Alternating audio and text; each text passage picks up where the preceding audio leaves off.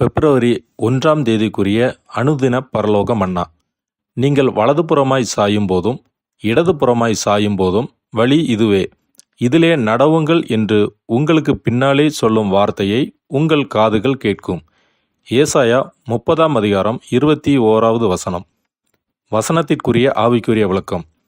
நம் அனுதின வாழ்க்கையில் அநேக இடுக்கமான சூழ்நிலைகள் நமக்கு ஏற்படக்கூடும்.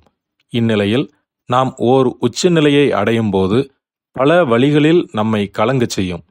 எப்பக்கம் நாம் செல்ல வேண்டும் என்றும் எதை செய்ய வேண்டும் என்றும் நாம் திகைக்கும்போது நாம் சற்று ஜெபித்து தேவன் நமக்கு காட்டும் வழிக்காக காத்திருக்க வேண்டும்.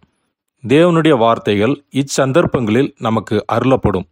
சூழ்நிலைகளை எவ்விதம் நாம் மேற்கொள்ள வேண்டும் என்பதை தேவன் நமக்கு போதிப்பார். நீதிமான்களின் வழியை தேவன் அறிவார். ஏற்ற காலத்திலே அவனுக்கு சகாயம் செய்வார். அவருடைய வழிகளை அவனுக்கு போதிப்பார். ஆமேன்.